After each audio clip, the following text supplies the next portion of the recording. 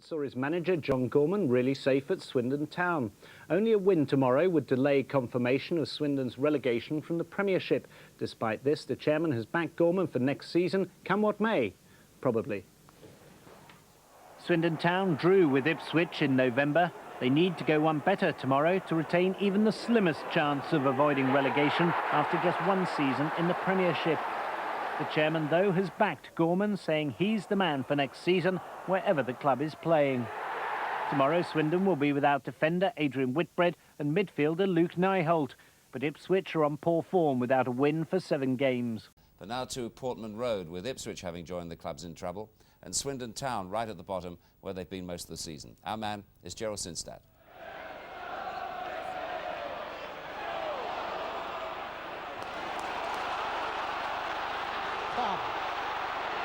It's Kiwomya away. Marshall by the penalty spot.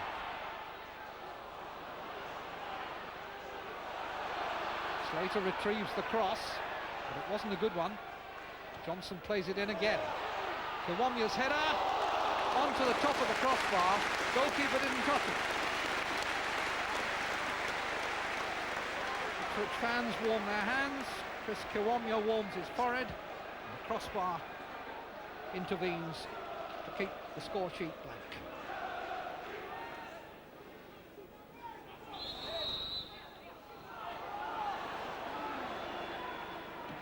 Taken quickly. Fjortoft couldn't keep possession, but Moncur helps him out and has made himself some room. Good shot too, and not very well dealt with. And there is the goal from Fjortoft.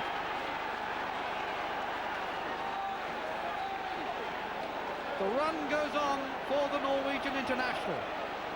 20 games without scoring, came here in an FA Cup replay and scored, and now he does a little jig to celebrate 12 goals in 13 games. Swindon lead. Shot from Moncur was hard, accurate. Forrest was down, should have held it, and when he didn't, Fjortoft struck.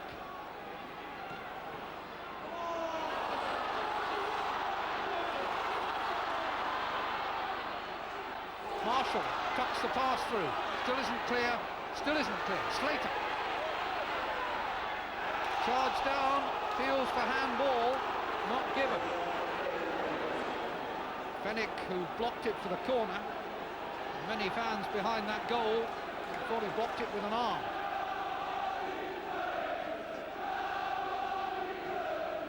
Corner from Milton. Half cleared. Back in from Stockwell, header off the line and then over the top by Marshall.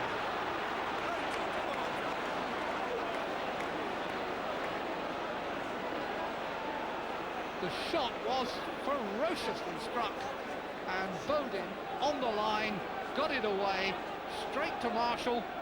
Marshall over the top.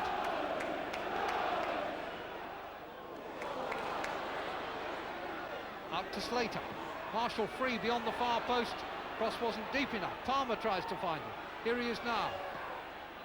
Chip back in. Kiwomya chases, and Hammond's fingertips are just enough. Still Ipswich. No penalty.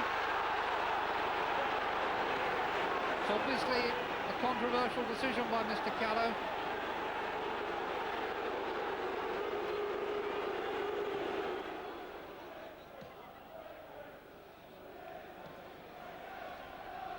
Up towards Scott, and Scott's got the benefit of the bounce, plays it in for Fjortoft, who should have had his second of the game and was too deliberate.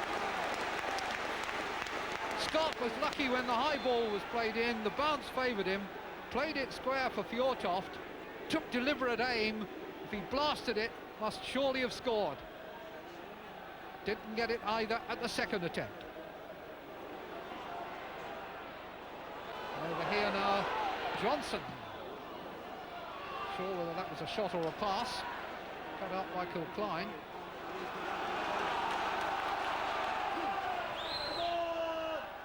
Milton.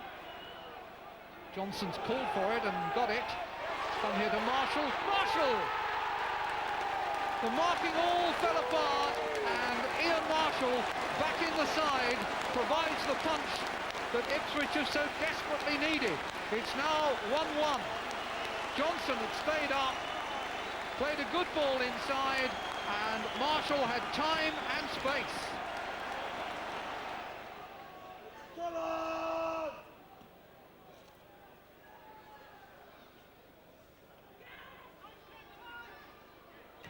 Horlock. Moncur, just outside. Pass was good and Moncur was free. Tried to slip it inside the far post, misjudged it by a couple of inches. We thought we could get something out of the game, and you know, we were hoping for a win. And what's the feeling now you've only got a point out of it? Well, I think a point, if we look at the other results, the teams below us, and they've only got, they lost today. There's only Southampton, I think, who won. So it's a point gain, maybe. Well, there's a whole batch of clubs in trouble, Trevor, but only the Ipswich fans seem to be revolting, or should I say demonstrating. Well, I think it's my old West Ham manager, John Lyle, when he first went there. I mean, they played quite an attractive passing game. And then last year he handed the reins over to McGivern, who was also at West Ham. And I think the Ipswich supporters have felt Mick has sort of tended to be a bit more defensive with his style of play, hoping to sort of pinch, you know, the odd goal victories. And they haven't scored enough goals, and probably, you know, that is why they feel they're in the situation they are. I mean, they've got 3 very hard matches: Sheffield Wednesday, Manchester United, and sort of Blackburn as well. You know, you're going to do well to get points. It's a bad time to be demonstrating. They've got 3 games left. They might go down. You demonstrate affects the players on the pitch. Doesn't help. Doesn't help. Very counterproductive. Let's look at the bottom of the table then. It's like this. How do you see it? Well, I thought a couple of weeks ago it was any 2 from 7. I thought Swindon would go down. Now it's looking black for Sheffield United.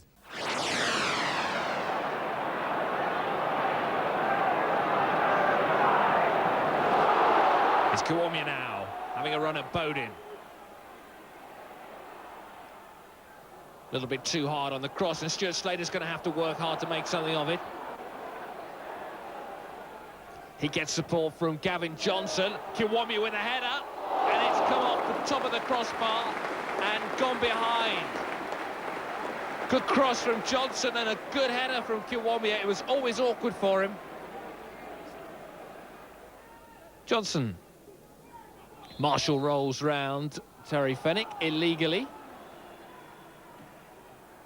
Quickly taken free kick in towards Fjordtoft. Here's John Moncur now. Nice skill from Moncur. And Forrest has dropped it, and Fjordtoft is on hand to turn it into the net. And Swindon have the lead on a quarter of an hour. Craig Forrest should have held onto that one in goal. And as he came back, the Swede pounced for his 12th goal in 13 games. Could be absolutely crucial.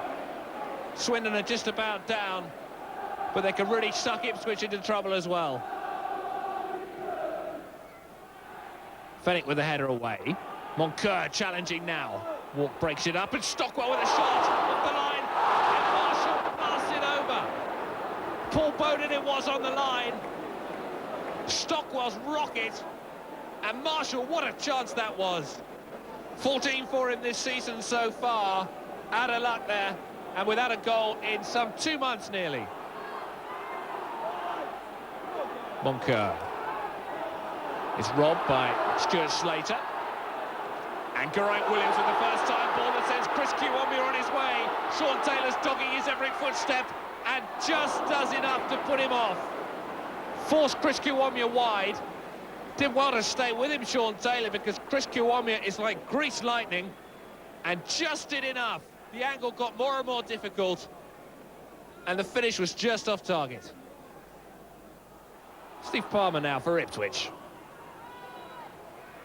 Here's Williams. Good probing ball, and Kiwomya's almost in round the back. Slater to provide the cross. Bowden's header away. Palmer knocks it square now for Marshall. Gavin Johnson inviting one. Kiwomya, it's just going to be beaten to it, I thought, by Hammond, but he's still alive. Squares it back, and Johnson goes down under the challenge from John Moncur. And the referee, Vic Callow, waves play on as he bangs it over the top. Well, that all happened so quickly. Johnson certainly appealed for the penalty as he came charging into the penalty area. Hammond got himself into a mess here, and Kiwomya did ever so well to hold it up and find Johnson. Well, it's no clearer the second time, really.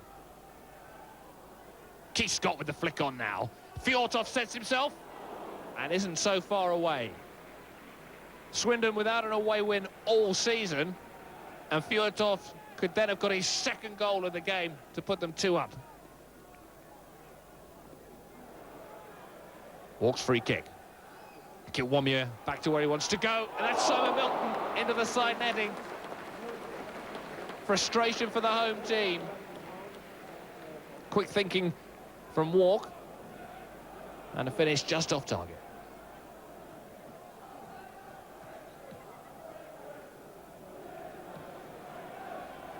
Here's Scott now, tangling with Linnigan, and getting the better of him as well. Fjortov has a golden chance. Forrest saves with his legs. The Canadian denying the Swede. It was a glorious opportunity provided by Keith Scott with the Ipswich defenders 6s and 7s, and Forrest saved the day. Milton now to Johnson in some space. Here's Ian Marshall! That's the equaliser! 1-1 on the hour. It's Ian Marshall with his 15th goal of the season. Crucial for Ipswich that they came back into it. They really need all 3 points today. Johnson's good run, and he kept his head well, but where was the Swindon defence? And Hammond without a prayer.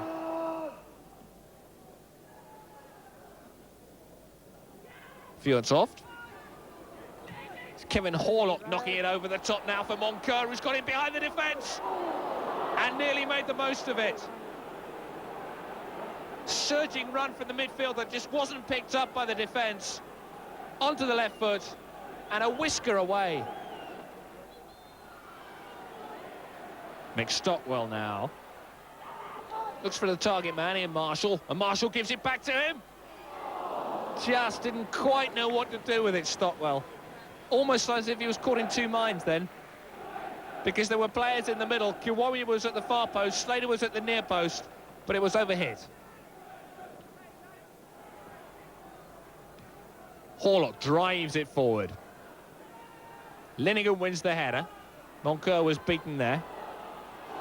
Milton goes in and a second time. Kilcline it was with the second challenge. Moncur to try and get something right at the end, but the whistle goes. The home fans boo that result. Swindon are just about down, but Ipswich really needed the points today. They've still got to play Sheffield Wednesday, Manchester United and Blackburn, and they're perilously close to the drop. It's Ipswich 1, Swindon 1. So 1-1 the final score. Laurie Sanchez, what was the mood in the dressing room afterwards? I mean, how did Swindon view that? That's points thrown away. Yeah, disappointed. I mean, the boys want to win desperately in a away game before the end of the season, and we thought we had a chance there yesterday. Jan had a good chance at 1-0 to put us 2-0 ahead, and Forrest put off a good save, but they were disappointed, yeah. Yeah, and are you dead yet? I mean, not mathematically? Not mathematically, but everybody knows the reality is that we are more than likely down, and both teams needed a win yesterday, and neither team did. Let's have a look at what actually happened out on the pitch yesterday. Good start. Yeah, it started very well. Nice skill by John Moncur, very talented player. Good left foot shot, bounces in front of Forrest, and Jan, who scored, I think, in the last 12 or so, gets there very quickly and puts it away nicely. He took it well, didn't he? But then, of course, the equaliser. You were actually not to blame for this. You're on the edge of the area there. Yeah, a little bit sloppy marking. Marshall has 2 touches and puts the ball away. Disappointed that Marshall came back, actually. He'd been out for about 5 weeks and came back for that game. It's a good shot here from the lad, and it hits the post, bounces off the back of Paul Bowden's head on the way out, and Marshall, really, I don't know how he's put that over. Yes, you'd have to fancy normally to score from there. And this is the chance, really, that if we'd have scored this, I think we'd have gone on 1. We're 1-0 up here. Yeah. Jan has plenty of time. You can't blame the lad. He goes for the place, Forrest reads it and gets a good block, and then the defender gets back and gets another block on it. But still there were chances to be taken, and this is yet another one that went begging. Right at the death again, John Moncur gets in a great position here, and he just drags it across the face of the goal. That's the luck when you're at the bottom. I mean, you know, if you're at the top, those sneak in the far post. But a word on Ipswich, of course, you're not the only ones unhappy. Look at those Ipswich fans on the pitch after the game. They're not best pleased, and they obviously want things to change there. And, you know, it's unhappy days, really, at Portman Road, isn't it? Yeah, I mean, I think they'll survive Ipswich. I mean, they've got 42 points. I'd like to be in their position, 42 points. It doesn't help the players, to be honest, the fans complaining at this time of the year. If they want to complain in the summer after they've avoided relegation, not now.